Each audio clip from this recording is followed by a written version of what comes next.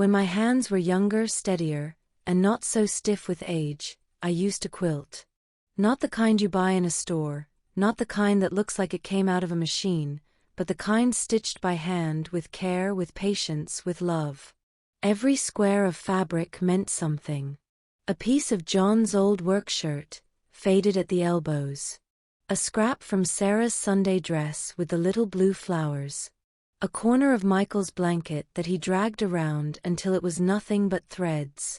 Each piece carried a memory, a story, a part of the life we built together. The quilt I made after John and I married was my pride. I worked on it for nearly 2 years, cutting and stitching whenever the children were napping or after John had gone to bed.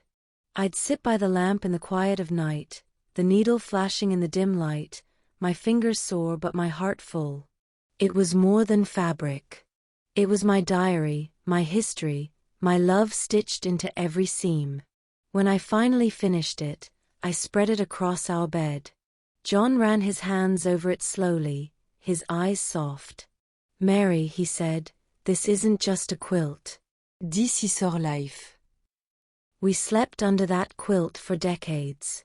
Through winters when the wind howled against the windows, through summers when we tossed it to the foot of the bed but kept it close anyway, because it felt like home.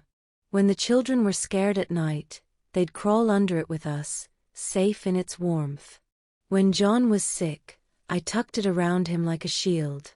After he passed, that quilt became my comfort. I'd pull it tight around me, breathing in the faint scent of him that still lingered, and whisper to the fabric as if it could carry my words to wherever he was. When Sarah got married, she asked me to make her a quilt of her own. I spent months working on it, pouring every ounce of love I had left into those stitches. On her wedding day, I handed it to her, folded neatly, tied with a ribbon. She hugged me, tears in her eyes, and said, "Mama, I'll treasure this forever." For a while, I believed her. But as the years passed, I began to notice it wasn't on her bed when I visited. It wasn't in the guest room, either. I asked about it once, and she waved her hand. "Oh, it's in storage somewhere.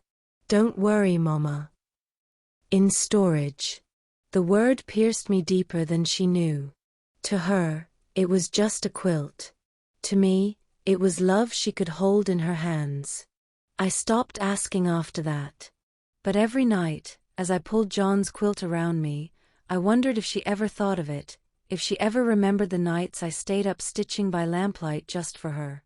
One afternoon, years later, I was helping Sarah clean out her garage.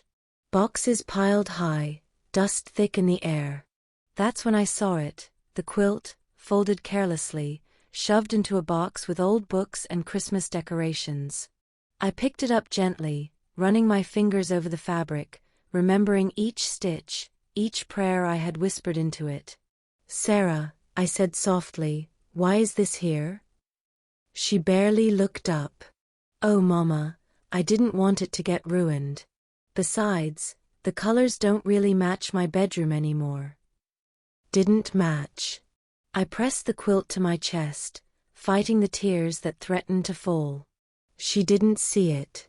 She couldn't see it. To her, it was fabric. To me, it was years of my life, pieces of her childhood, fragments of our family. I thought about taking it back that day. I wanted to, but I didn't. I folded it neatly, placed it back in the box, and told myself maybe one day she'd understand. Now when I sit in my room at night, I look at the quilt John and I shared, frayed and worn from years of use, and I think about the one forgotten in a box. 2 quilts, 2 stories, one cherished, one discarded. Som ti mi wonder if love is the same way. Some of it we hold close, protect, and remember. Some of it we put away, forget, let gather dust. I don't blame Sarah. Life moves fast, faster than any of us can keep up with. But a part of me aches knowing that something I poured my soul into means so little to her now. When I am gone, I hope she finds that quilt again. I hope she unfolds it, runs her hands over the seams, and feels the love I stitched into every thread. I hope she realizes it wasn't just fabric, it was me. My heart, my devotion, my promise that she would never be cold or unloved. Until then, I will sit with my own quilt, the one that still smells faintly of John, and wrap myself in the love we shared. And I will remember that even if some things are forgotten, love, true love, never really is.